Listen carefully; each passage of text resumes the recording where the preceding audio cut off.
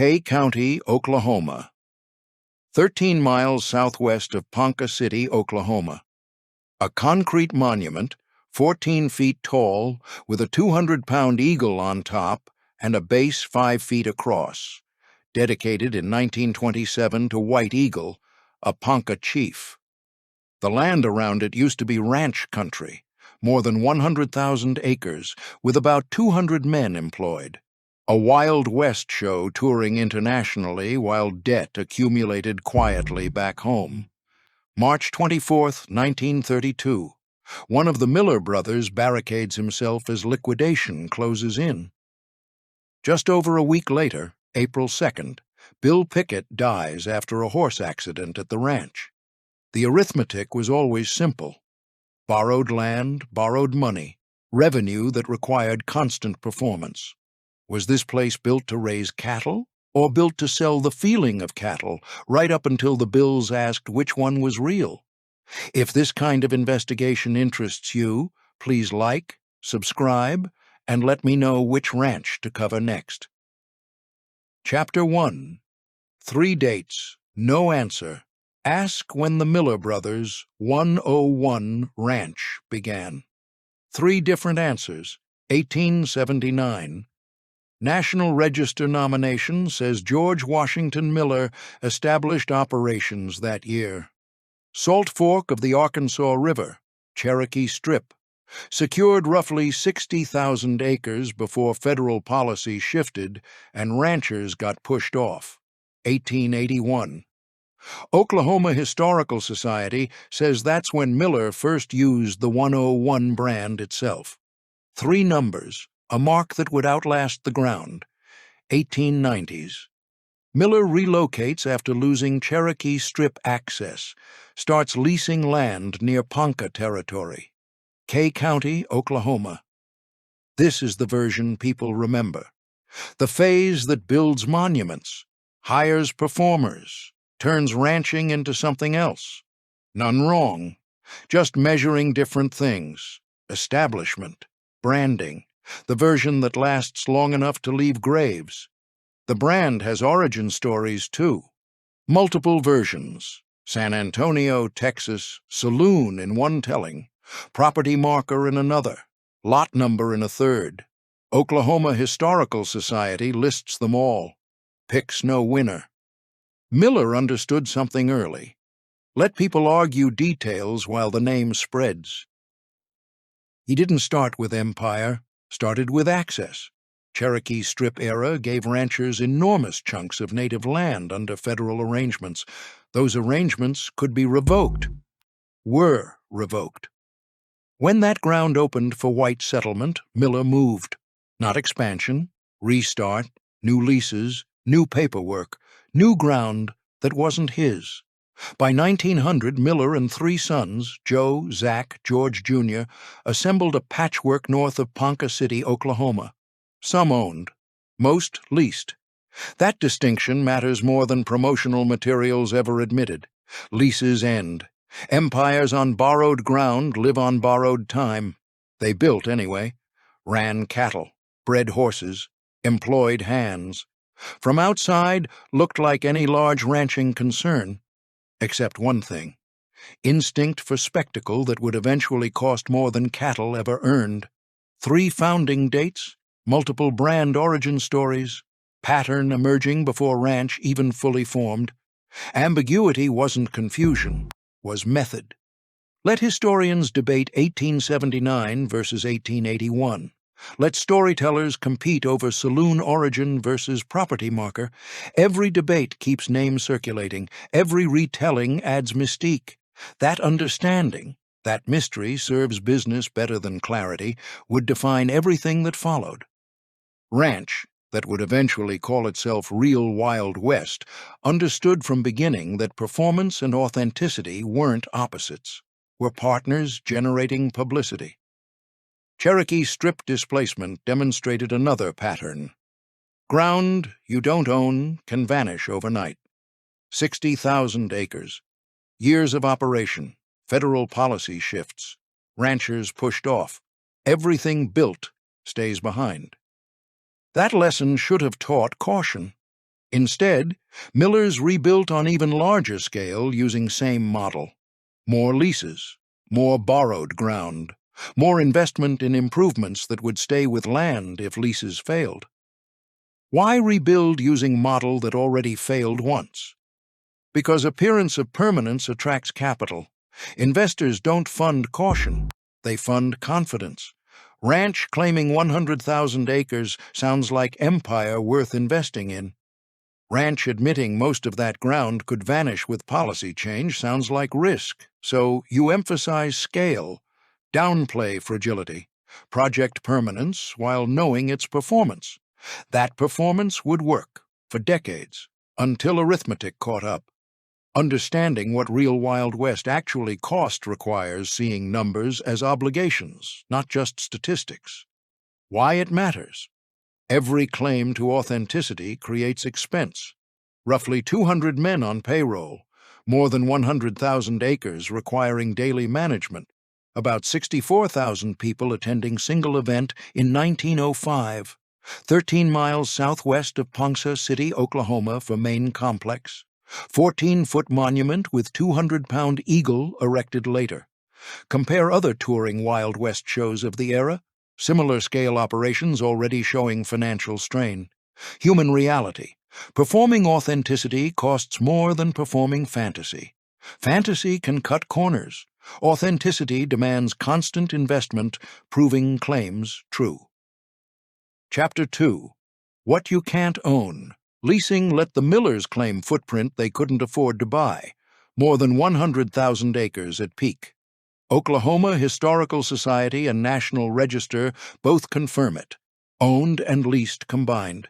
Exact breakdown isn't preserved. How much theirs? How much borrowed from tribal authorities or federal managers? Structure is clear enough, though. Annual fees for grazing rights. Fence it, work it, build on it. Improve it if you want. Hope, lease renews. If it does not, improvements stay. You leave. Benefits obvious. Lower costs up front. Flexibility. Ability to tell investors you operate over 100,000 acres without mentioning most could vanish with signature. Ceiling equally obvious. Can't sell what you don't own. Can't borrow against renewals not yet granted. Federal policy shifts or tribal councils renegotiate. Empire shrinks overnight. Risk understood. Built anyway. Appearance of permanence sometimes attracts capital needed to make permanence real. Sometimes. Cattle on that scale require infrastructure that never stops demanding. Water systems around creeks and wells. Irrigation channels dug and maintained. Grass management through herd rotation and brush clearing. Fences stretching miles. Gates wearing out. Loading chutes breaking from use. Work repetitive, physical, invisible to anyone seeing only the finished operation.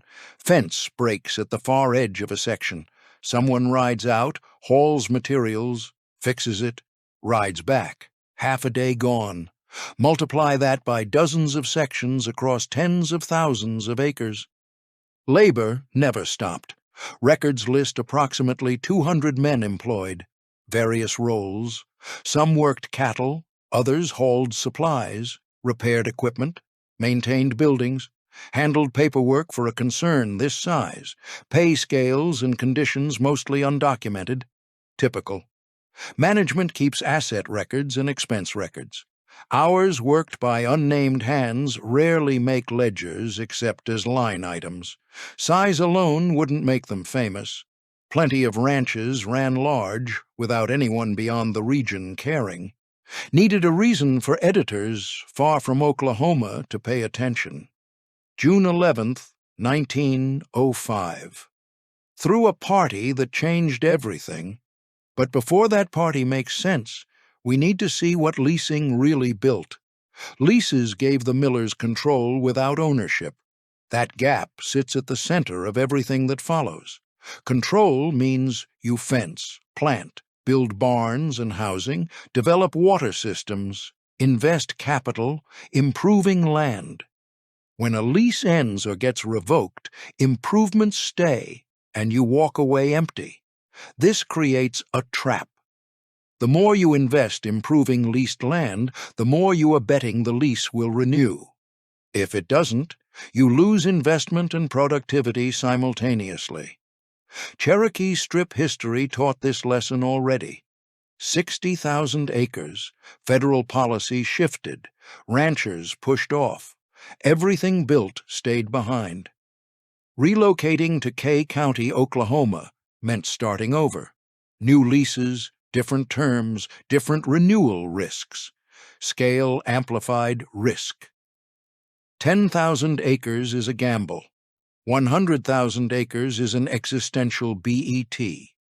The Millers leased from multiple sources: tribal authorities, federal managers, private holders. Each lease had different terms, different renewal dates, different political pressures. Managing the patchwork required tracking which sections needed renegotiation when, which leases faced federal Indian policy changes, which tribal councils might demand better terms or decline renewal. Consider what this meant daily. You are running a cattle operation across sections held under different agreements. Eastern sections lease from Ponca authorities. Northern sections from the Federal Land Office, western parcels from private holders who bought during earlier distributions. Each source has different priorities. Tribal councils answer to community needs. Federal managers answer to shifting policy from distant offices. Private holders answer to profit motive. When a lease comes up for renewal, you have spent years improving that section. Built loading chutes, dug irrigation ditches, fenced the perimeter, developed water access. Investment in improvements stays with the land if the lease lapses. Negotiation isn't just about an annual fee, it's about continuation of investment, loss of improved productivity and disruption to the integrated operation. A tribal council may decide they want a higher rate, or want the section back for community use, or federal policy may shift priorities away from large-scale leasing toward smaller family allotments, or a private holder may get a better offer from a different operator. You lose the section, also lose all improvements you funded, also lose the productivity that section provided, and also face disruption reorganizing operations around new boundaries. That risk is embedded in every section of leased ground. Multiply across dozens of leases, and the risk becomes a constant background pressure. The system worked as long as relationships held. Tribal authorities cooperative, federal policy stable, private holders satisfied with returns. This stability was fragile. But relationships built on economic arrangements are vulnerable to economic shifts. When the depression hits and land values crash and everyone needs more from limited resources, cooperative relationships strain. That vulnerability wouldn't matter until it did. For now, the structure held. The ranch operated as if 100,000 contiguous acres were under single management. The appearance worked well enough, attracting capital, publicity, attention that would change everything. Leasing created an empire-scale operation on a fraction of ownership-scale capital. That efficiency was also fragility. Any disruption to the lease network threatened the whole structure. The ranch couldn't easily shrink if sections were lost. Infrastructure was built assuming an integrated operation. The labor force was sized for the current scale. Industrial operations would come later, required minimum throughput, justifying capital investment. Losing 20,000 acres doesn't just mean losing that acreage. It means losing a proportion of revenue while retaining a proportion of fixed costs. The gap between revenue and costs widens, making debt service harder, refinancing harder, and accelerating the crisis. This is what building on borrowed ground means, not just leasing land, but borrowing the future against the present. assuming relationships, policies, and economics will remain stable enough to let you recover the investment before the ground vanishes. That assumption would be tested. Chapter 3. 64,000 Witnesses in One Day. June 11, 1905. The 101 Ranch hosted a National Editors Association gathering in Kay County, Oklahoma. The National Register nomination puts attendance at about 64,000.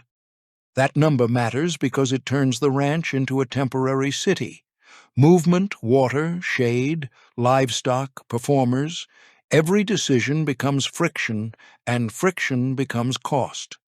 The show sold authenticity by design, roping and riding acts, staged raids and holdups, black cowboys, and native performers. Real wasn't a description, it was the product. Gala Day proved the millers could manufacture attention on demand. It did not prove the business could afford to keep manufacturing it. National press followed, invitations arrived, choice presented itself. Keep ranching with occasional promotional events, or turn events into the primary business and let ranching become a backdrop. They chose spectacle. By 1906, Miller Brothers' 101 Ranch Real Wild West show launched as a touring operation. It would run in various forms, with interruptions and revivals until final bankruptcy in 1931. The ranch itself became a stage set, an act claiming to show the frontier exactly as it was, carefully editing anything not fitting the script. Gala Day was a success, but also the moment the ranch stopped being a ranch and started being a performance of one. A different vulnerability entirely. Gala Day wasn't just a party, it was a stress test. About 64,000 people gathered in a single day on the ranch grounds. Roughly 200 men were already employed. The footprint exceeded 100,000 acres, 13 miles southwest of Ponca City, Oklahoma, where the historic district sits today at 82.65 acres. That's a small city appearing at once on top of a working operation that can't pause. The city runs on costs you don't see in posters: labor, upkeep, repairs, payroll. Those bills don't end when the day ends. 64,000 people need water, facilities, space to move without trampling each other or spooking livestock, and sightlines to whatever they came to see. Each need translates to infrastructure, built, staffed, and maintained for the duration.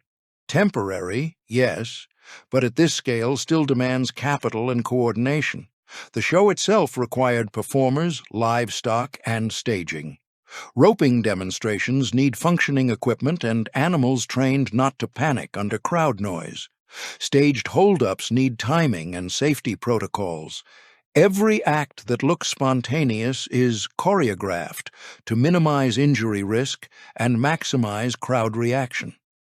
Behind all this, 200 men already worked the ranch.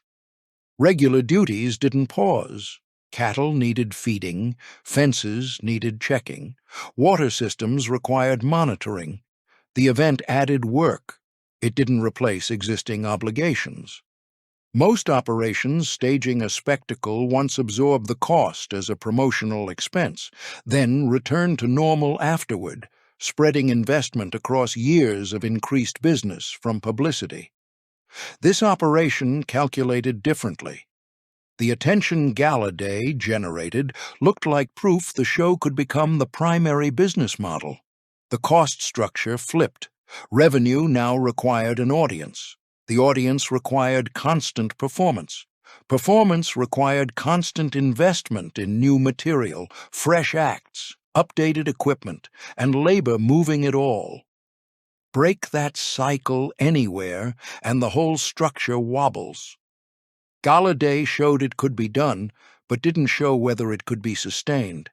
That question would take decades to answer, and the answer would be written in foreclosure documents. Understanding what 64,000 people on the ranch ground actually meant requires seeing the numbers not as statistics, but as pressures.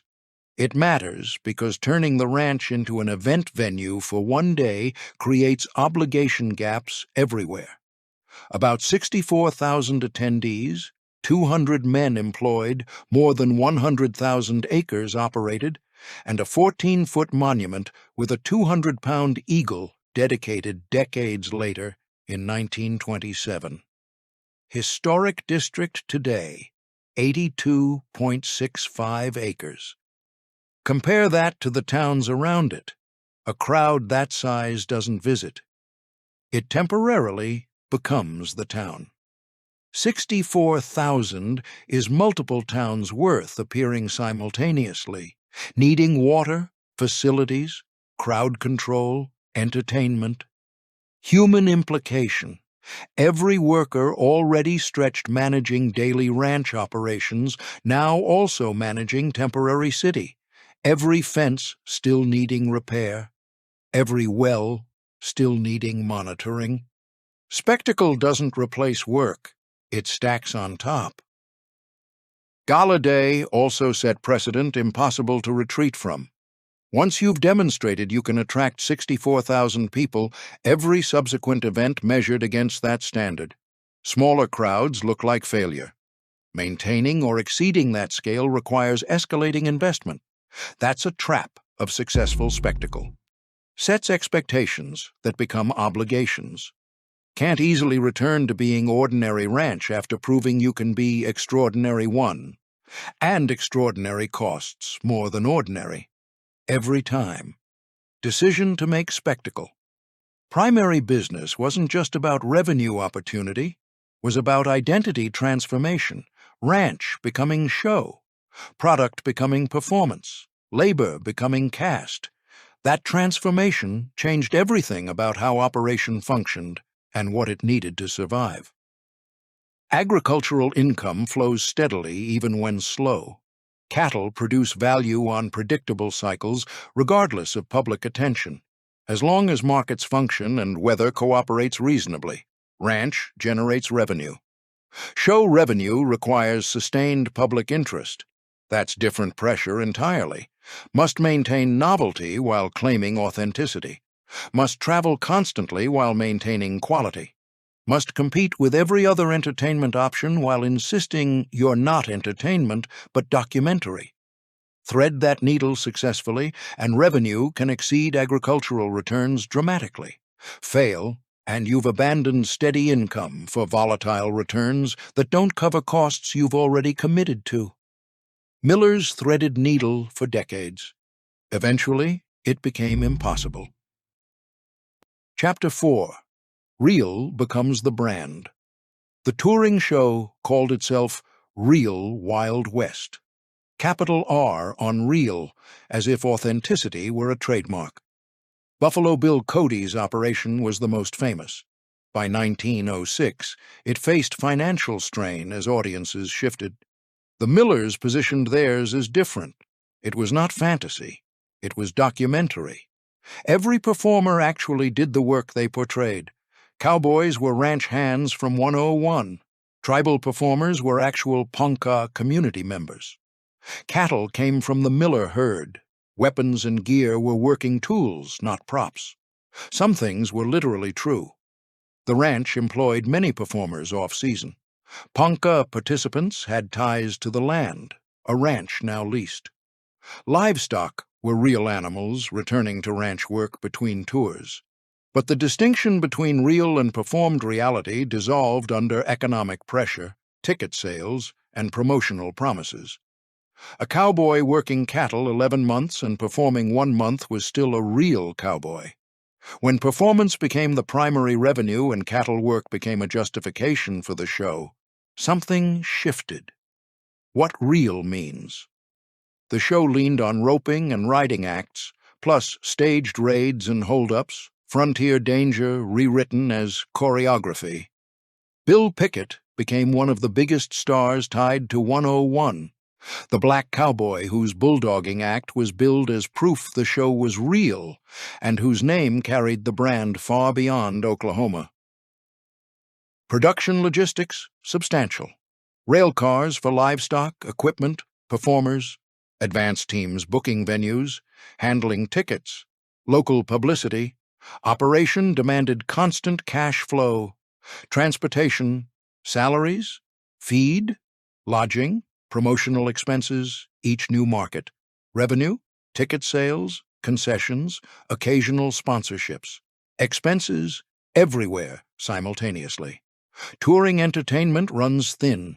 Margins, even in good times. One bad season. Weather keeping crowds away. Serious injury sidelining star. City where attendance falls short. Any destabilize whole structure. Miller's kept show running through 1910s. Maintaining working ranch and touring company meant balancing two schedules having nothing to do with each other. Cattle don't care about performance dates. Fences don't wait for tours. Water systems break regardless of ticket revenue. Ranch became brand. Brand needed constant feeding. Publicity, fresh performances, new markets. Feeding brand costs more than feeding cattle. Show wasn't just entertainment. It was revenue model replacing agricultural income. That replacement created specific dependencies. Agricultural income flows steadily even when slow. Weather affects yields. Markets fluctuate. But cattle still produce value on predictable cycles. Show revenue spikes and crashes. Good tour generates surplus. Bad tour loses money. Weather affects attendance. Competing entertainments pull crowds. Economic conditions shift spending priorities. Replacing steady income with volatile income works only if peaks compensate for valleys, and only if you can absorb losses during valleys without defaulting on fixed obligations. Fixed obligations don't pause. Lease payments do regardless. Debt service accrues regardless. Infrastructure maintenance required regardless. Payroll for workers not touring continues regardless. Show had to generate enough surplus during successful tours to cover costs during unsuccessful ones and still service all fixed obligations. That's narrow path. Any sustained period of mediocre tours, not disasters, just mediocre, and arithmetic stops working. Miller's walked that path for decades. Eventually it narrowed to nothing.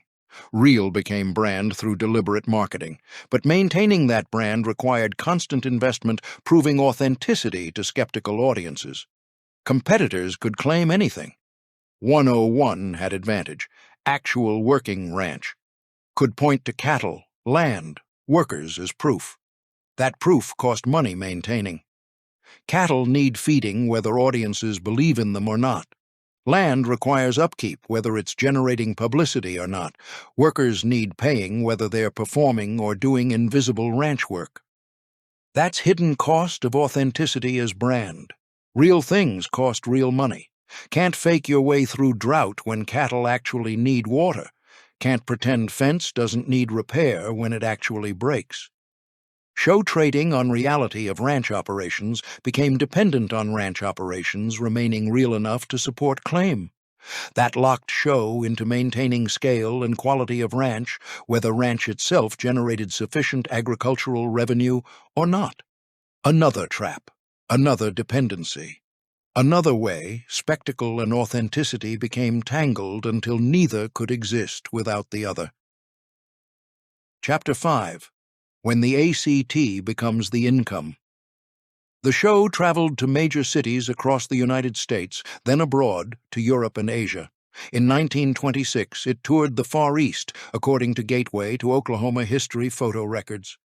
The scale is visible even in a still image. Performers, livestock, equipment, the whole apparatus claiming to bring the frontier to audiences who had never seen Oklahoma grass. Bill Pickett's name and act became internationally recognized. He was a black cowboy whose bulldogging drew crowds in cities where segregation defined American entertainment. The Millers promoted him heavily, gave him prominent billing, and paid for his performances. He remained an employee, not a partner. The distinction mattered. Ponca performers occupied a more complicated position. They appeared in shows that commodified their culture, presented as an authentic representation. In one sense, their presence was authentic. Ponca people performing on land that had been Ponca territory before lease arrangements transferred control. But the millers decided what parts to show, what to edit, and what story the audience took home. Labor that made the spectacle possible rarely appeared in promotional materials. Who loaded rail cars between cities? Who fed livestock between performances? Who repaired equipment that broke down on the road? Who cleaned up after thousands of spectators? They were not the cowboys on the posters. Their hands made the performance possible through invisible work. The show sold tickets, generated press, and built a 101 brand recognizable internationally. Revenue from the spectacle was volatile. Unlike agricultural income, ticket sales could spike and then crash, driven by factors nobody controlled. One tour might succeed, covering costs and leaving room for profit, while the next tour, in different cities or under different conditions, could lose money. Agricultural income from cattle was slower and steadier, even accounting for market fluctuations and weather. The empire required spectacular returns just to stay solvent. It was vulnerable to any shift, public taste, economic conditions, or countless accidents that derailed the touring production. The show kept touring through the 1910s into the 20s. The gap between what the ranch actually was and what it had to perform as grew wider each season. Touring costs stacked differently than ranching costs. Every city added friction, 200 men traveling with the show, 64,000 attendees at one event, but touring meant repeating that scale across multiple cities. Equipment was transported by rail between venues, livestock needed constant care during travel, and more than 100,000 acres back at the ranch still required management. The 17-room White House demanded upkeep whether the show toured or not. Compared with agricultural operations, costs were relatively stable year to year, and revenue was slow but predictable.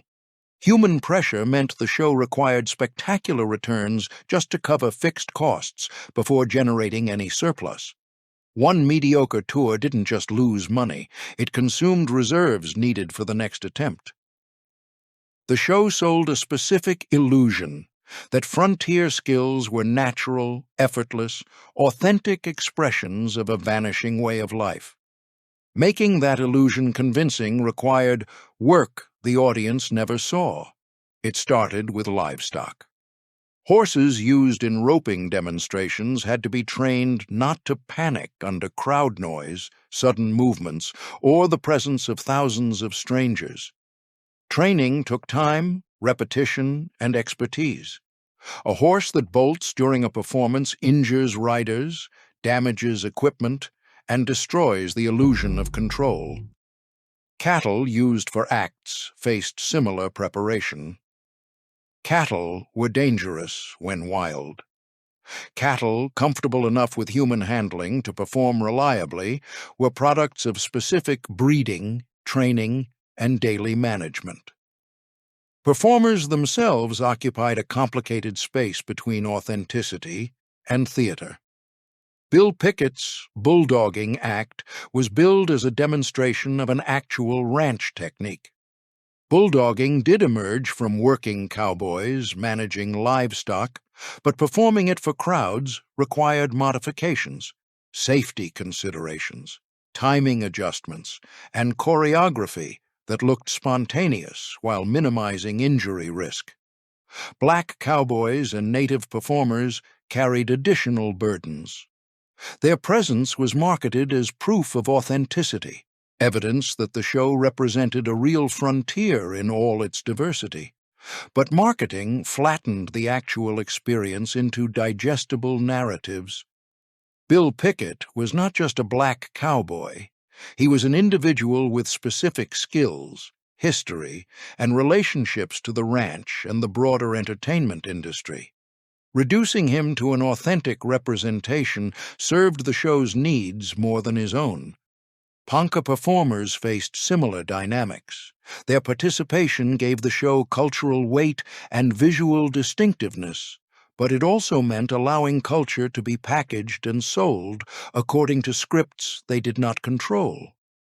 The show decided which elements of Ponca culture would be featured, how they were presented, and what narratives framed them for white audiences. Behind all of this was labor keeping the operation running. Equipment needed constant maintenance. Costumes required cleaning and repair. Props were tracked, transported, and replaced as they wore out. Livestock needed feeding, watering, veterinary care, and housing between performances. None of these details appeared on posters or in reviews. The show's success depended on making everything invisible, creating the impression that what audiences saw was an effortless expression of authentic frontier life, rather than a carefully managed commercial production that required constant investment of labor and capital. Invisibility had costs. Workers whose names never appeared in programs had fewer options for negotiating better terms. When contributions were not recognized publicly, they had less leverage to demand fair compensation or improved conditions. The show ran on the gap between visible and invisible labor. When economic pressure mounted, invisible workers were the first to be cut. Labor that made the real experience look easy was itself the most vulnerable when revenue could not cover costs. International touring amplified every challenge domestic touring presented. Shipping livestock overseas, navigating foreign regulations, managing language barriers, booking venues in markets without established connections, and promoting the show in cultures with different entertainment expectations, each added cost and complexity. They also added distance from the home base. When problems emerged, equipment failure, performer injury, or livestock illness, resolution took longer and cost more. The Far East Tour in 1926 showed the show could travel globally, but it also showed how expensive global travel was. Transportation costs multiplied, time away from the ranch was extended, and coordination challenges intensified. Revenue from international markets had to exceed not only direct costs, but also the opportunity costs of time and resources diverted from domestic operations. That math worked when tours succeeded spectacularly. When tours generated merely adequate returns or lost money, the gap between costs and revenue became a crisis. Show kept traveling because stopping meant admitting the model wasn't sustainable. As long as the next tour might recover losses from the previous one, incentive existed to continue. That's how operations limped along for years, past the point where objective analysis would recommend shutting down. Hope that the next performance will save everything becomes a trap, keeping the failing enterprise operating until collapse becomes inevitable. Chapter 6. The Town That Pays Its Own Bills. Peak years 101. Ranch didn't just operate as a ranching concern. It functioned as a self-contained settlement, with infrastructure rivaling small towns. Oklahoma Historical Society records note the ranch operated like an industrial farm, an electric plant, a cannery, a dairy, a tannery, a store, and mills. The main complex included a general store selling goods to workers and families, a school for workers' children, and a telegraph office communicating with markets and coordinating tours. A large two-story ranch house, later called the White House, stood nearby. Workers lived in bunkhouses scattered across the property or in small homes near work areas. The ranch had its own electrical power, water distribution, and internal roads connecting the sections. It employed 200 people across more than 100,000 acres. It was not a family farm. The company town raised cattle and staged performances. Labor was divided into visible and invisible tiers, a distinction that required no written rules. The visible tier comprised cowboys and performers whose names appeared on promotional materials, show programs, and the faces of the brand. The management tier included foremen and supervisors who oversaw cattle divisions, show logistics, maintenance crews, and agricultural production. Experience was required and authority was carried, though they held no ownership stakes. The invisible tier performed the work that made everything possible. Fence crews kept tens of thousands of acres enclosed. Maintenance staff repaired buildings and equipment. Cooks fed workers. Stable hands managed horses. Haulers moved supplies across distances. Workers operated the electric plant, cannery, dairy, tannery, and mills. Labor kept the infrastructure functional. Names rarely appeared in records. When they did, they showed up as line items in ledgers, expenses, not individuals with documented roles. Ponca tribal members occupied positions that defied simple categorization. The ranch sat on land that had been Ponca territory before lease arrangements. Some worked the ranch, others performed in the touring show, and still others watched former lands become a stage set for frontier authenticity, erasing the specific history of how the land changed hands. The White Eagle Monument was dedicated in 1927. It stood 14 foot tall on a 5-foot diameter base, topped by a 200-pound concrete eagle. The gesture was the acknowledgement of Ponca presence and history. Control remained in Miller hands. Daily operations required constant attention beyond promotional materials. Cattle needed year-round feed, hay production, storage, and distribution across distances. Horses required shoeing, veterinary care, and training for ranch work and shows. Equipment broke constantly. Wagons, plows, pumps, fence posts, gates, and loading chutes all wore under hard use. The electric plant needed operators. The cannery needed workers during harvest season. The dairy required daily milking and processing. The tannery processed hides. The mills ground grain. Each operation demanded specialized knowledge and consistent labor. Distance magnified every problem. The main complex was one location, while cattle roamed sections miles apart. The electric plant served a certain radius. Workers beyond that radius used different systems or went without. When a fence broke on a remote edge, someone rode out with materials, made repairs, and rode back, consuming half a day. Multiply that by dozens of daily issues on an operation of this size, and labor never stopped. The invisible workforce remained unseen by anyone watching only the finished performance. The public never saw them in the Wild West show. The audience saw roping demonstrations, Ponca performers, and Bill Pickett wrestling steers. Ledgers recorded feed bills, equipment replacement, wages for work that continued regardless of show profit or loss, electricity costs, cannery maintenance, dairy operations, tannery supplies, and mill repairs. A gap existed between these two versions, where empires bled quietly.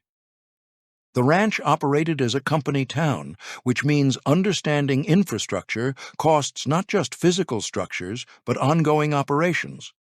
Why it matters. Every piece of town-level infrastructure creates a recurring obligation. 200 men were employed. More than 100,000 acres were operated. 13 miles southwest of Ponca City, Oklahoma. 82.65 acres are preserved today. An electric plant, a cannery, a dairy, a tannery, a store, and mills all operated simultaneously. Compared with smaller ranching operations, there were far fewer workers, vastly smaller footprints, and minimal specialized infrastructure. The human implication is that every facility needs staffing, maintenance, and supplies. The electric plant needs operators and fuel. The cannery needs seasonal workers and equipment upkeep. The dairy needs daily labor and cold storage. Multiplying costs across all operations makes payroll staggering, even when show tours succeed. When the show struggles, fixed costs do not shrink. Industrial operations created their own dependencies. The cannery was justified by the scale of agricultural production. The dairy was viable only with a sufficient herd size. The tannery was economical only when processing a high volume of hides. The mills were useful only when grinding substantial grain quantities. Each operation required a minimum throughput to cover fixed costs. When the ranch contracted, whether from lost leases, reduced herds, or touring disruptions, industrial operations became less efficient. Fixed costs stayed the same, while the volume processed decreased. That is the vulnerability of integrated operations. Each piece depends on the others functioning at scale. Disrupt one piece and the efficiency of the whole system degrades. Losing a section of leased land with a significant herd meant the dairy processed less milk and the tannery received fewer hides. Both became less cost-effective, but still required the same staffing and maintenance. The ranch could not easily eliminate operations without impacting others. Shutting down the dairy would lose milk production capacity, but also lose processing capability for future expansion and skilled workers who might find employment elsewhere. The system was built assuming sustained scale and could not easily adapt to contraction without cascading impacts across integrated operations. That inflexibility mattered when pressure mounted and adaptation became necessary for survival. Chapter 7. Distance Costs Twice. Oklahoma climate doesn't cooperate on schedule. Drought, flood, drought again. Spring creeks run strong. August, dust cracks. Wells reliable 1 year need expensive repairs next. Irrigation systems requiring constant monitoring. Ranch this size can't rely on rainfall. Infrastructure, investment compounding yearly. Water sources for 101 included Salt Fork of Arkansas River during Cherokee Strip years. After relocation, creek systems and wells around Ponca City, Oklahoma area. Ditches dug and maintained. Storage tanks built. Pumping systems kept operational. Infrastructure demanding ongoing costs, not caring about revenue. Drought years hit hard, suddenly hauling water to sections normally having creek access, paying for feed normally grazed, watching cattle lose weight, reduces sale prices at market. Revenue drops, costs spike, distance magnifies every water problem. Main complex and wells serve one area. Cattle graze sections miles apart. Pump fails during dry spell, not quick fix. Ride out. Diagnose. Ride back for parts if not on hand. Return. Repair. Check holding. Full day lost. If cattle without water, meanwhile, lost more than time. Same distance problem applied to every infrastructure piece. Loading chutes wore out. Rebuilt. Corrals needed reinforcing. Gates sagged. Wouldn't close. Stock trailers broke on dirt roads, turning to mud when floods finally came. Ranch employed approximately 200 workers at peak per national register. Labor not distributed evenly. Some sections full crews. Others one hand responsible for thousands of acres. Distance was the hidden factor. Equipment fails or weather turns dangerous. That worker handles alone or waits for help not arriving for hours. Logistics costs accumulating, hard to see in aggregate, devastating over time, fuel for hauling, repairs for vehicles worked hard on rough terrain, replacement parts ordered from distant suppliers, shipped in. Time lost to distance itself, everything takes longer, nothing close to anything else. Touring show pulled significant workers away for months. Performers traveling meant skeleton crews handling same workload. Arithmetic didn't balance. Show revenue supposed to cover gap. Provide surplus for infrastructure improvements. Prepare for bad years. Ticket sales started dropping in the 1920s. Gap stopped closing, started widening. Drought year when wells run dry and cattle need hauled water, widening financial gap becomes harder to ignore. Financial pressures grew. Distance had price tag even when nobody wrote it down. 13 miles southwest of Ponca City, Oklahoma, historic district only 82.65 acres today, but sat inside operation exceeding 100,000 acres at peak. Sounds like scale, On ground means delay. Fence breaks aren't one emergency, they're chain of small emergencies. Water goes down in one pasture while payroll and publicity demand attention elsewhere. Ranch adds symbols to map. White Eagle Monument, 14 feet tall with 200-pound eagle, dedicated 1927. Markers don't shrink geography. Just remind you how big bet was. Distance creates cost multiplication nobody sees until it's too late. Operations spanning more than 100,000 acres face reality. Nothing is close. Why it matters. Every problem requires travel before solving, doubling the cost.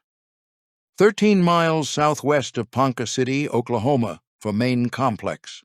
Sections spread across territory requiring hours riding between them.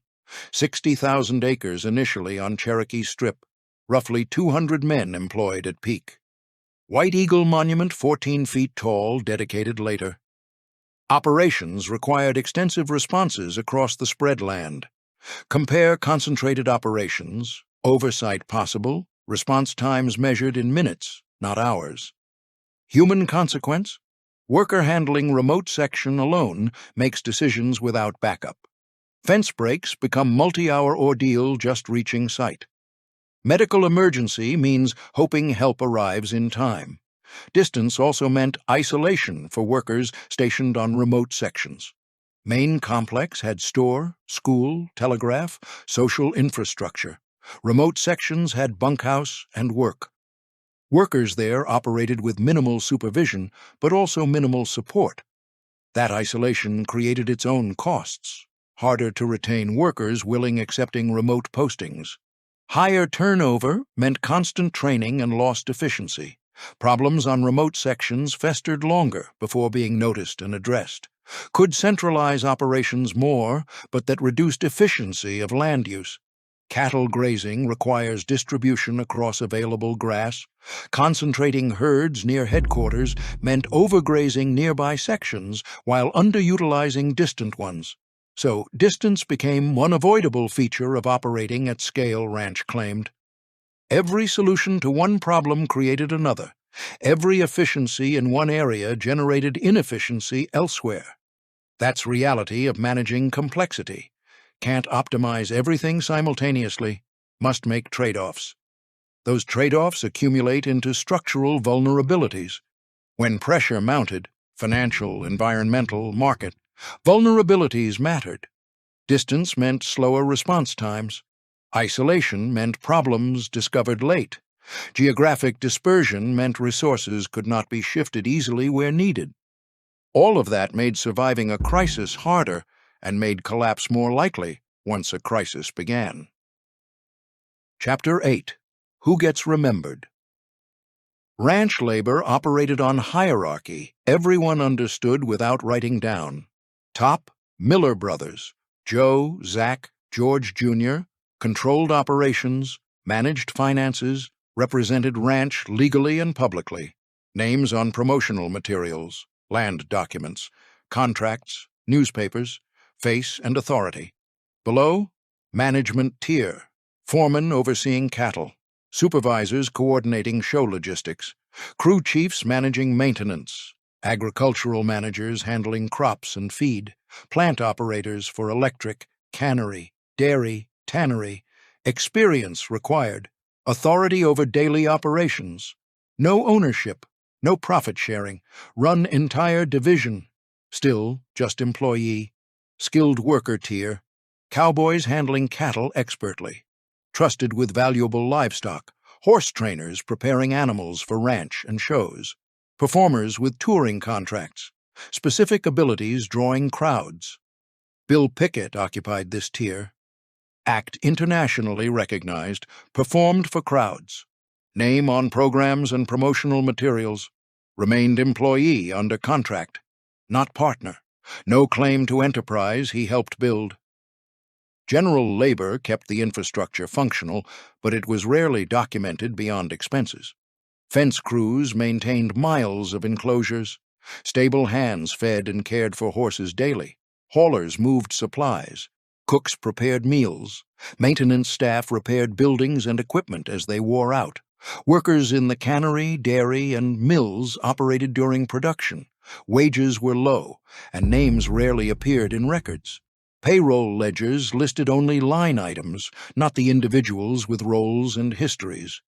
At the bottom of the visible hierarchy were seasonal and temporary laborers recruited locally for harvest, roundup, and event setup during shows. They also performed cannery work during processing season. Compensation and conditions were poorly documented. Records were kept most carefully by those who benefited from not keeping them too carefully. Racial dynamics were layered onto the economic structure.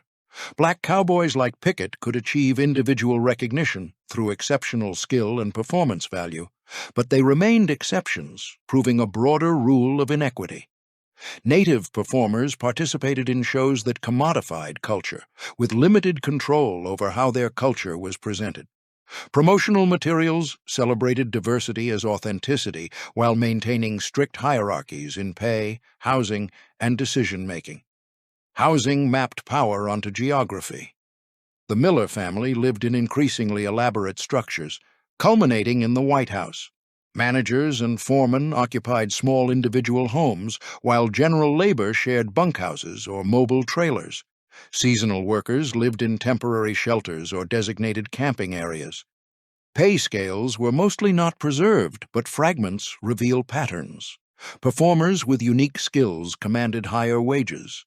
Work schedules were irregular, tied to tour dates, resulting in months of income followed by months of nothing.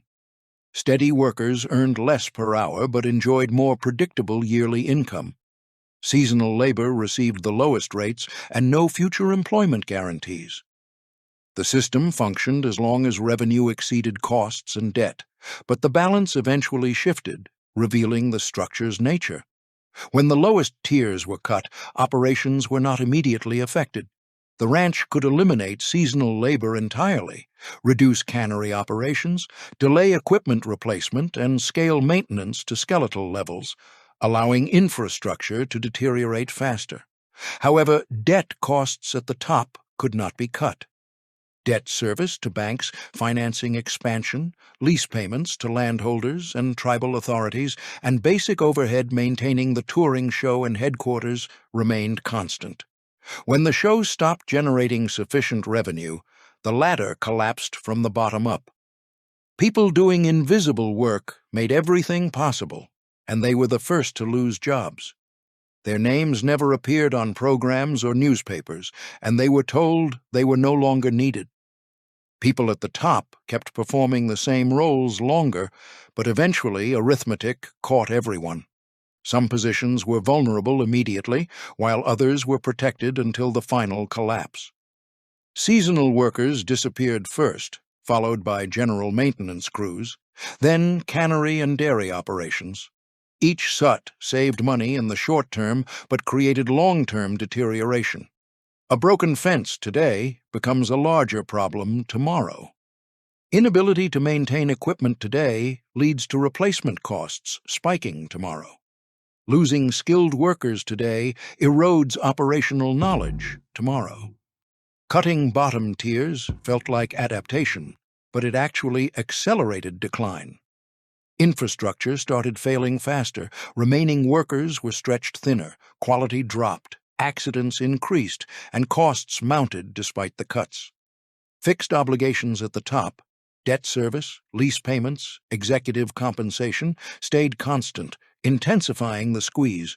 Cutting the bottom did not free enough capital to service the top, and the gap kept widening. The system was built assuming spectacular returns and could not adapt to ordinary returns, making survival impossible when losses occurred. Hierarchy also determined who had options when collapse came. The top tier possessed capital, connections, and alternative opportunities. Middle management had experience transferable to other operations. Skilled workers with recognized names like Pickett had marketability. General labor and seasonal workers had the least options. When 101 collapsed, they couldn't easily find equivalent work. The market flooded with unemployed workers during the Depression. Skills specific to ranch operations didn't necessarily transfer to other employment. No documentation of employment history meant they couldn't prove capabilities to potential employers. So the collapse hit hardest those who had built the operation through decades of invisible labor, those whose names never appeared in records, those who had the least to do with decisions leading to collapse, but the most to lose when it came. That's the usual pattern. Those with power make decisions. Those without power bear consequences. The ranch collapsed. The Miller brothers walked away with debts, but also with name recognition, connections, and history, making them notable even in failure. Workers walked away with nothing but labor experience that the market didn't value and names nobody recorded. 50 years later, we remember the Miller brothers. We remember Bill Pickett. We don't remember fence crews or cannery workers or seasonal haulers, not because their contribution mattered less, but because power determines what gets recorded, and recording determines what gets remembered. Chapter 9. When Oil Looks Like Rescue. The 1910s and 20s brought a second industry to Kay County, Oklahoma, reshaping the regional economy. Oil. E.W. Marland founded an oil company, per Oklahoma Historical Society records, and began operations in the region. By the 20s, the company had grown into one of Oklahoma's dominant petroleum producers. Marland built an estate in Ponca City, Oklahoma, and became a visible figure in state politics. 101 ranch and Marland oil operations worked overlapping geography and social networks. Oil development required land access for drilling, while ranch operations required capital for expansion and debt service. Exact financial relationships are not comprehensively documented in accessible records, but the overlap was significant enough that capital may have flowed between operations during booms. Oil money changed Oklahoma's economic landscape. It initially seemed to benefit large landholders. Property values increased when mineral rights became valuable. Infrastructure improved as oil companies built roads and rail. Banks had more capital to lend, and deposits surged during booms. For the ranching empire, maintaining agricultural operations and a touring company on leased ground, oil wealth looked like the answer to chronic cash flow problems. They borrowed against rising values, invested in improvements that increased capacity, and expanded while money was available and banks were willing. But oil production comes with timing problems that do not align with agricultural cycles or entertainment revenue. Extraction happens fast. Wells produce high rates, reach a peak, and then decline on schedules nobody fully controls. Revenue spikes dramatically during booms and drops, sometimes precipitously, when production falls or market prices crash from too many wells online. Debt taken during booms assumes continued growth or stability. When production declines or prices fall, debt does not decrease. Interest still accrues, and principal payments remain due. Ranching, especially when tied to volatile touring show revenue, requires steady, predictable cash flow to cover constant operational costs, which do not pause when markets turn. The Millers expanded during the oil boom years of the 20s. They invested in additional ranch infrastructure, funded the White House construction, and created a large residence that became a symbol of empire success. They also financed touring operations and film production ventures. The assumption running through this expansion was that growth would continue, revenue would stabilize at higher levels, and the empire could absorb short-term fluctuations. The overall trajectory was upward. That assumption would prove expensive when tested, as oil booms can turn to busts quickly, and expanding debt can outpace shrinking revenue. The Millers were not unique in this miscalculation. Across Oklahoma and Texas, operations built on similar assumptions during the same period faced similar reckonings.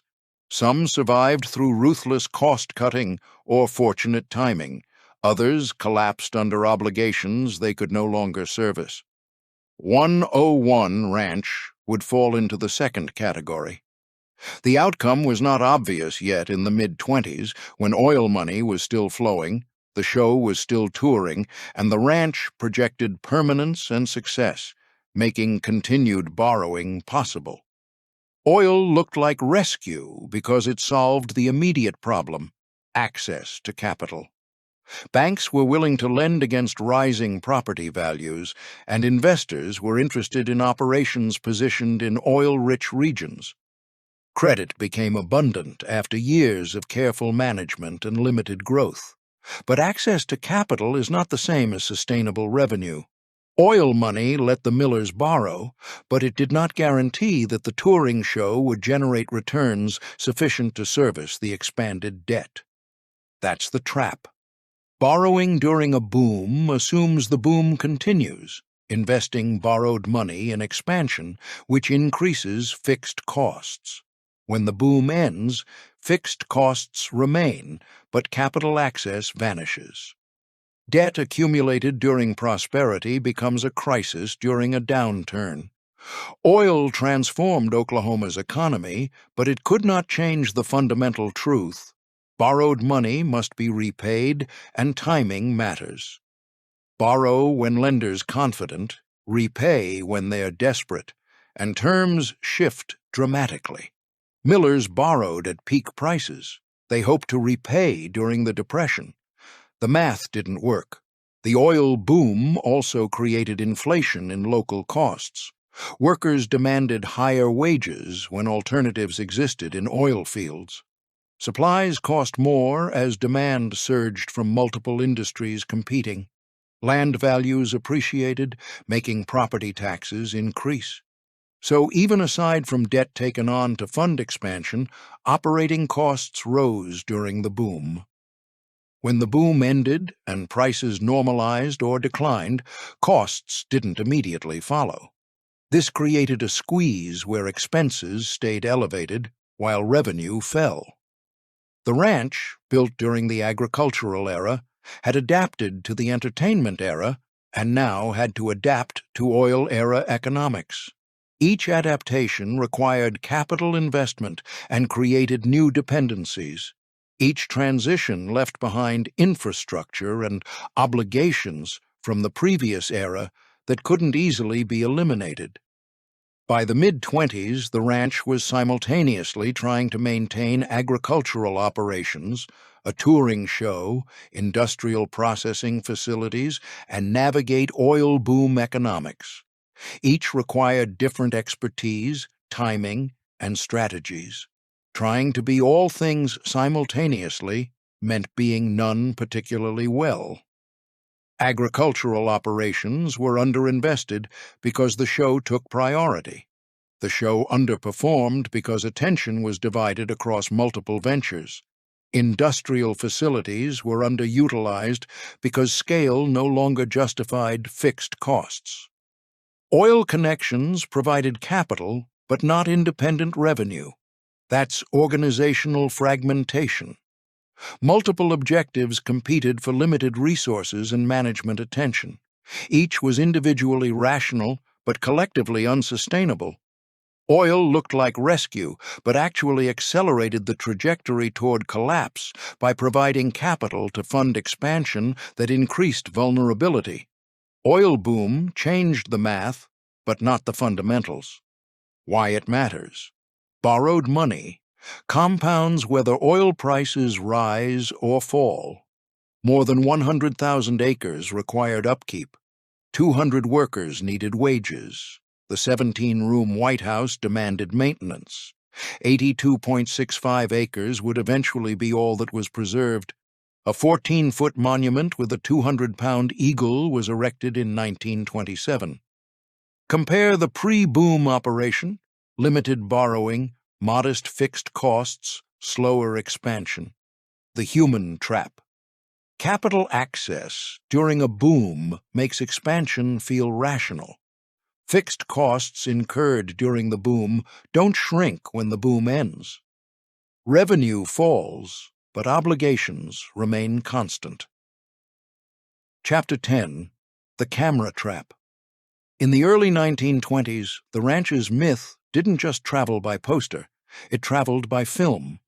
Oklahoma Historical Society records tie Bill Pickett to silent movie promotion, including a film titled The Crimson Skull from 1921 connected to Norman Film Manufacturing Company. That was a pivot. A live show needs rail schedules, payroll, animals, weather, luck. Film needs one thing: an audience believing what they're seeing. The 101 brand had always sold belief in the frontier that was still there, still dangerous, still real. Film didn't replace strategy, it concentrated it.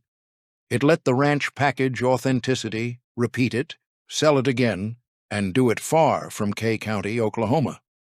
The blurred line the ranch had been blurring from the beginning meant staging danger well enough that it felt documented, that the document with enough staging felt true. Either way, the bill still comes due. The story can travel farther than the ranch can, but the ranch can't run on story alone.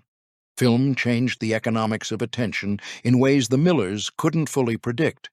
A touring show requires moving people, animals, equipment to where audiences live.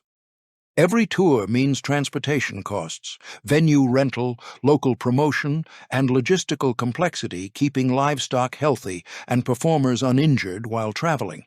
Film reverses the equation. The performance happens once, gets captured, and copies travel while performers stay home. One successful film reaches more people than a year of touring, without ongoing costs keeping the show on the road. It looked like leverage, a way to maintain publicity and revenue while reducing the operational burden of constant touring. The 101 brand could reach international audiences without Bill Pickett crossing an ocean. But film came with its own trap. Production required upfront capital for equipment, technical crews, processing, and distribution. Returns depended on theater bookings, distribution deals, and audience reception, factors the ranch couldn't fully control. Film locked the brand into specific representations. A touring show can adjust acts based on audience reaction, read the room, and modify what's not working. Film is fixed. Once produced, the image is permanent. If audiences lose interest in that particular version of frontier authenticity, the brand can't easily pivot. Norman Film Manufacturing Company's focus on black performers, including Bill Pickett, positioned the operation as progressive within a deeply segregated industry. That distinctiveness could be a marketing advantage, but it also meant narrower distribution. Many theaters in segregated markets wouldn't book films featuring black performers in starring roles. The film strategy created value while limiting it. It generated publicity while consuming capital, extended the brand's reach while reducing flexibility to adapt to changing tastes. All depended on the same fundamental calculation the touring show always relied on: that enough people would keep paying to see frontier authenticity performed by the 101 brand. When that assumption failed, film didn't provide an escape route. It just added another line item to costs that couldn't be covered. The story traveling farther than the ranch could seem like a solution, but it actually spread dependency thinner. More people knew the brand, but that didn't mean more people bought tickets, or that ticket revenue covered the costs of creating films in the first place. Myth can travel globally. Bills stay local. That gap eventually becomes a canyon. Film also introduced new vulnerabilities. A touring show exists in the moment, then vanishes. Memories fade, and stories shift in retelling. Film preserves performance permanently, an advantage for maintaining brand recognition, but it also means any missteps are preserved equally permanently. A poor film reflects badly on the brand. It can't be taken back, revised, or explained as an off day or experimental approach. Film is a statement that lives as long as copies survive, and in segregated markets, film featuring black cowboys in prominent roles could generate backlash, limiting distribution and creating controversies affecting other aspects of operation. So film amplified both success and failure. When things went well, film multiplied reach and impact. When things went poorly, film preserved problems and distributed them widely. That asymmetry, multiplied upside but also multiplied downside, made film a riskier proposition than the touring show despite appearing more efficient. Ranch was betting on sustained success across multiple simultaneous ventures: agricultural operations, touring show, industrial facilities, film production. Each required capital investment, created obligations, and was vulnerable to independent factors. Needing all to succeed to sustain the whole meant vulnerability multiplied across ventures rather than risk distributed. One failure could cascade into others. Film loses money and cannot be produced at scale. That eliminates film revenue and reduces publicity supporting the touring show. The touring show struggles without film publicity and must increase marketing costs. Agricultural operations remain steady, but do not generate enough to cover increased costs from other ventures. Industrial facilities become underutilized as scale shrinks. Each venture depends on the others succeeding. None is sufficiently profitable alone to sustain the whole operation. That's systemic fragility masked as diversification. Chapter 11. The War Stops the Revenue. United States entry into World War I disrupted touring operations. Show faced immediate challenges across every operational part. Show either suspended entirely or operated at drastically reduced capacity, depending on historical accounts. Exact timeline matters less than structural financial impact. Operation lost its primary cash flow source precisely when costs weren't decreasing. Cattle still needed daily feeding. Fences still required repair. Lease payments still came due on schedule. Debt still accumulated interest. Electric plant still needed operators. Dairy still needed daily work. Conflict didn't pause obligations. It just eliminated the revenue stream covering them while funding expansion. Millers attempted pivoting back to ranching as the primary operation rather than an entertainment backdrop. But the ranching industry itself changed during the years when the show dominated attention and resources. Show attempted restarting after the conflict ended. Tours resumed. New promotional campaigns launched targeting the post-war audience. That audience had changed in ways the Millers couldn't fully control or predict. Staged cowboy acts performing roping demonstrations and reenacting frontier skirmishes didn't carry the same cultural weight after mechanized global conflict. Show limped through the 20s with periodic revivals and attempted tours. Each iteration required new investment, updated acts, fresh promotional materials, repaired aging equipment, and recruited or retained performers. Each iteration generated smaller returns than the previous. Pattern clear to anyone tracking financial ledgers, but patterns are easy to ignore when you're a person trying to keep performance going. By the late 20s, the ranch operated multiple businesses simultaneously: cattle ranching, touring entertainment, film production, land leasing, and industrial operations such as a cannery, dairy, tannery, and mills. None individually generated sufficient profit to sustain operations. Together, they consumed more capital than they produced. The arithmetic was unsustainable. Stopping any single piece felt like admitting the whole experiment had failed. Empires don't usually collapse all at once. They wobble, adjust, borrow more capital, cut corners on maintenance and labor, insist current difficulties are temporary, and hope recovery is just one good season away. Then temporary difficulties become permanent. Conflict demonstrated a vulnerability nobody had fully acknowledged. The touring show wasn't just a revenue source, it was the revenue source. Agricultural operations generated income, but not enough to service debt and operational costs at the scale the ranch had reached. Removing touring revenue made the entire structure unsustainable immediately. That's an existential dependency. During conflict, that dependency became visible. After it became unavoidable. Show couldn't generate the same returns. Audiences changed. Tastes evolved. Competitors emerged. Novelty faded. Could pivot back to pure ranching? That would require shrinking the footprint, reducing the workforce, eliminating industrial operations, defaulting on debt, and breaking leases.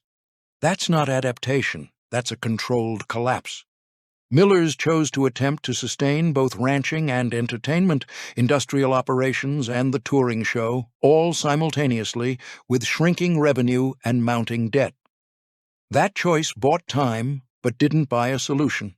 Conflict revealed dependencies that couldn't be hidden any longer. Why it matters. Eliminating one revenue stream when you have multiple businesses doesn't reduce costs proportionally. Touring show suspended, but 200 workers were still employed at the ranch. More than 100,000 acres still required management. The 17-room White House still demanded upkeep, 13 miles southwest of Ponca City, Oklahoma, where operations were centered. 64,000 people had attended Gala Day, proving the spectacle possible, but now that revenue stream was gone. Compare the show's peak contribution.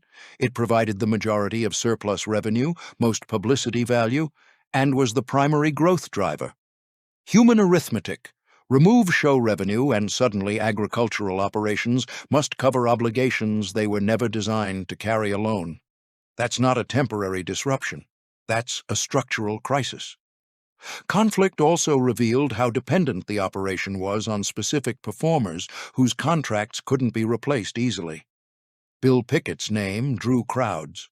Losing him to a competing show or retirement would impact ticket sales directly. But performers are individuals with limited working years. Bulldogging is physically demanding and can't be performed indefinitely.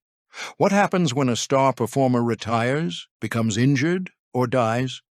A show built around individual talents becomes vulnerable when those individuals are unavailable. The ranch needed star performers generating publicity but couldn't guarantee their continued availability. That's a dependency on irreplaceable human capital, different than dependency on equipment you can repair, on livestock you can breed, or on land you can lease elsewhere. Performers have agency. They age, they leave, they die. Building a business model around them means building a temporary structure, no matter how successful it becomes. The ranch was accumulating multiple forms of vulnerability simultaneously.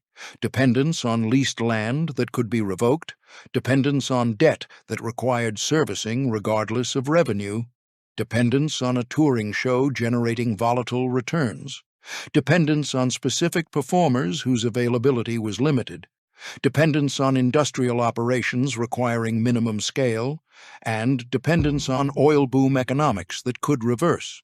Any one vulnerability might be manageable, but all simultaneously meant collapse became a question of when rather than if. Conflict accelerated the timeline, but didn't fundamentally change the trajectory. The ranch was already on a path toward crisis. Conflict made the crisis arrive sooner and made recovery harder. Chapter 12. 17 rooms, one question. Around 1909 or 1910, per National Register documentation and commemorative accounts, Miller brothers constructed a large residence on the ranch property. They called it the White House. Commemorative accounts describe 17 rooms, though the National Register gives construction approximately 1910 without detailed interior specifications. What matters more than the exact room count or precise build year is what the structure represented and demanded. The building was substantial, visible from distance, intentionally symbolic. It functioned as a physical representation of the empire's success and claimed permanence. Calling it the White House wasn't subtle. The name invited direct comparison to the presidential residence in Washington, D.C., positioning the Miller brothers as equivalent to national leadership within their own domain. For a ranching family operating primarily on leased land and servicing growing debt with borrowed capital, the gesture carried specific weight. The assertion was that power could be performed into reality. If you built something grand enough and called it by a name commanding respect, people would treat you as if you actually held that authority.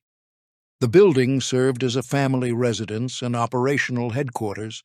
Business meetings were held there. Investors and creditors were received there. Guests stayed during visits. Promotional photographs featured it prominently as evidence of ranch prosperity and sophistication. The structure was designed to signal that this was not merely a working ranch. It was an estate, a dynasty, a permanent fixture in the Oklahoma landscape. But permanence costs money in ways that do not pause when revenue drops. Large homes require heating during Oklahoma winters and cooling during brutal summers. 17 rooms demand furnishing, ongoing cleaning, and regular maintenance. Roofs develop leaks that spread if not caught early. Foundations settle and crack. Exterior paint weathers under sun and wind. Mechanical systems age and fail. A building designed to project success becomes a financial liability the moment you can no longer afford upkeep without cutting costs elsewhere. The White House also created expectations that became difficult to manage as financial pressure mounted. Investors and creditors visiting saw the structure and assumed underlying financial stability. The public touring ranch expected a certain presentation level. Once you've built a monument to your own success, scaling back becomes complicated.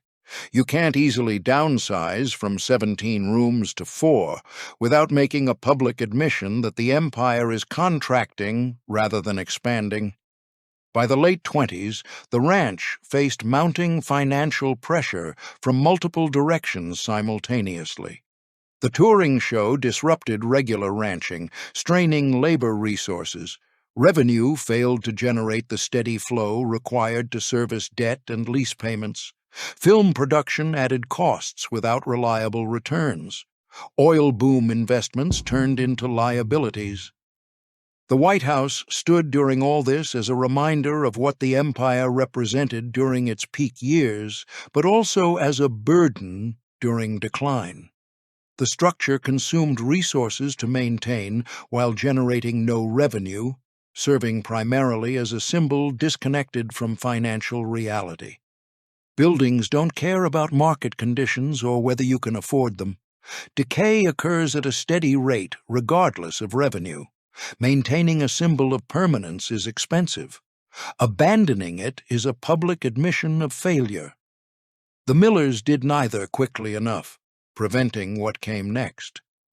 The structure would outlast the empire itself, but not by much. After final liquidation, it fell into disrepair and eventual ruin. What remains now are foundation traces and memory, enough to mark where power once projected itself, but not enough to explain how the projection failed or why performance couldn't be sustained. The White House is a scale of wood and brick.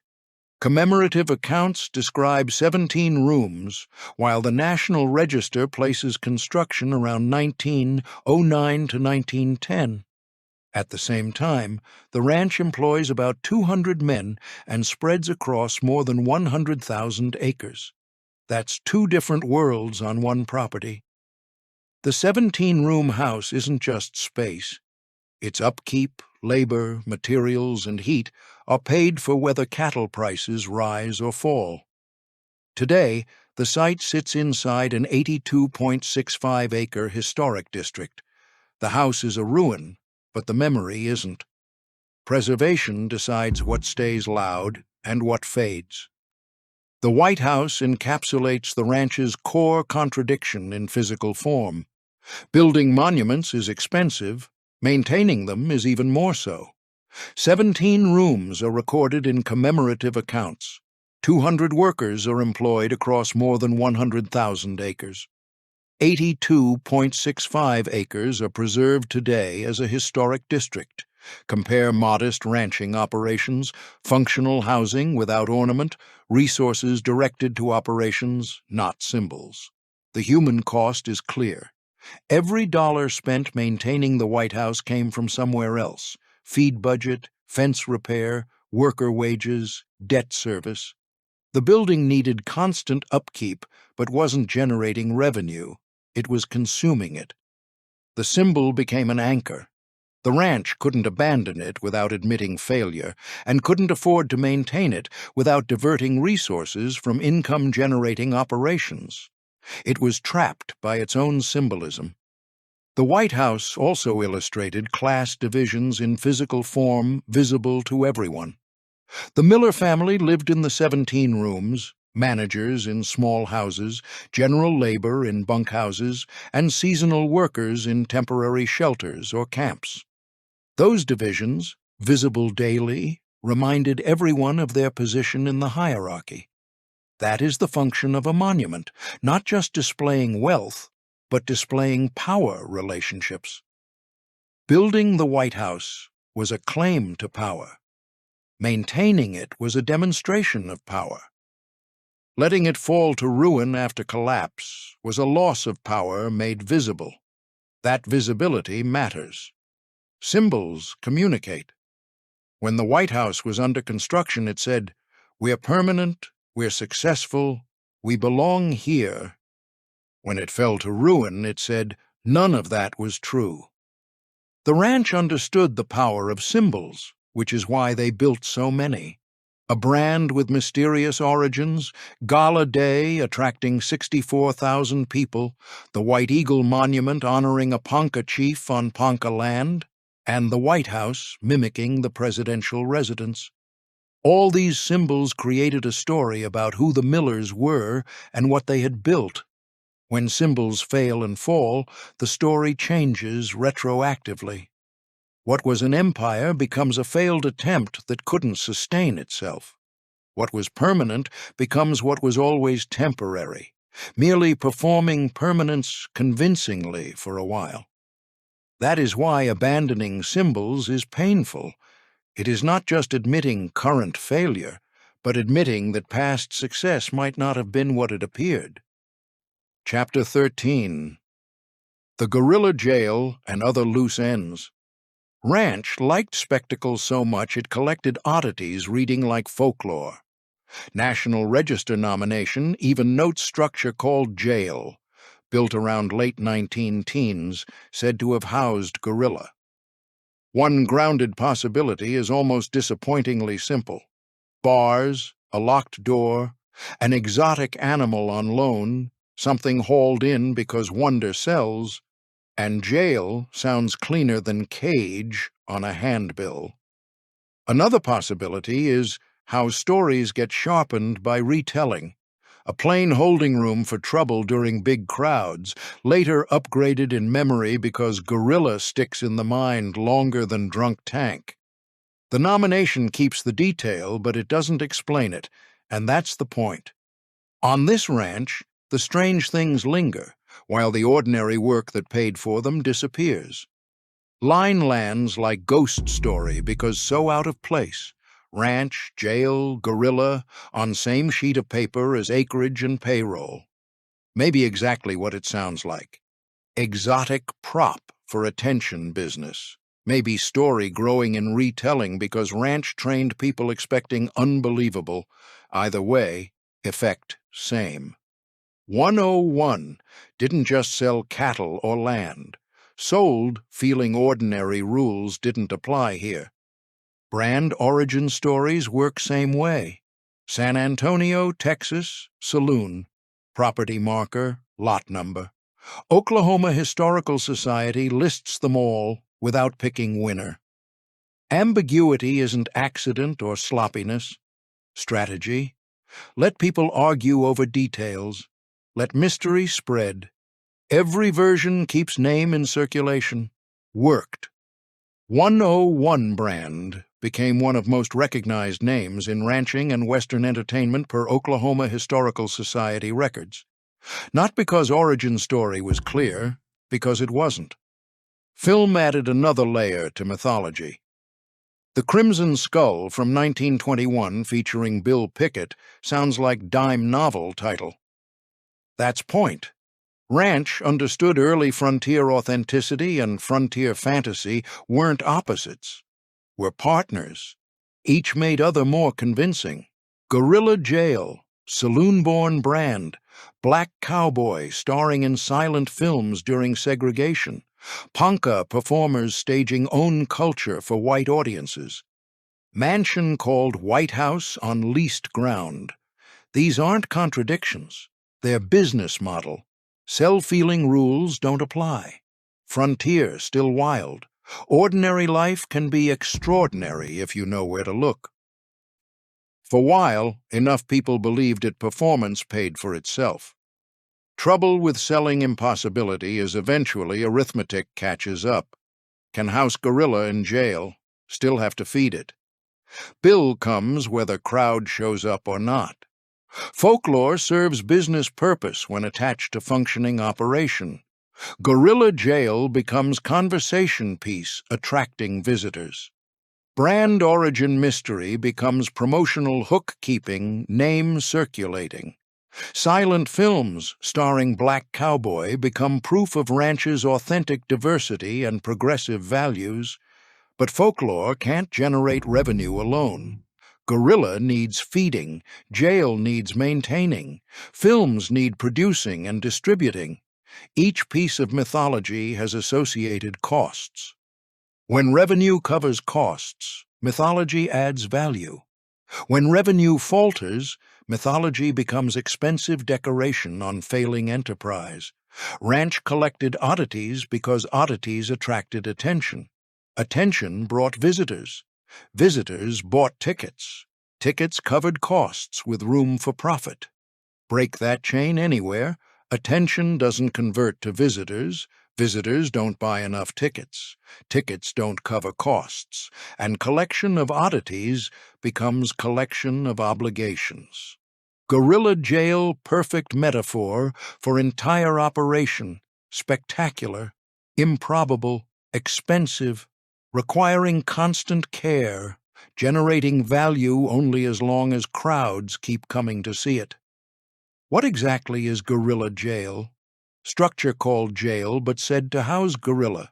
Not cattle, not horses, not even exotic livestock with ranch utility. Gorilla. That choice tells you everything about ranch's relationship with authenticity. Why house gorilla in structure called jail? Because it's memorable. Because it generates stories. Because people talk about ranch that keeps gorilla in jail. Whether gorilla actually lived there, or whether structure called jail because of gorilla, or whether whole thing is apocryphal, almost doesn't matter. Point is, story existed and National Register considered it significant enough, including in official nomination. That's ranch's genius and also its curse. They understood story value, built operation around generating stories. But stories require constant feeding with new material, and stories without operations underneath eventually become just stories. Gorilla jail worked as long as ranch functioned, became historical curiosity when ranch collapsed. Now it's line in official document read by people researching what happened to empire that no longer exists. That's afterlife of spectacle. Elements survive as fragments, historical markers, archival references, stories told and retold with less connection to original context each iteration. Eventually, gorilla jail becomes trivia. Interesting detail about vanished operation. People remember gorilla jail, forget 200 workers, forget more than 100,000 acres, forget decades of actual ranching operations supporting spectacle. Memory selective, preserves spectacular, loses ordinary.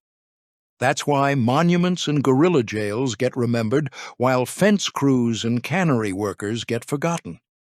Not because spectacular mattered more, because spectacular easier to remember and easier to turn into stories that travel.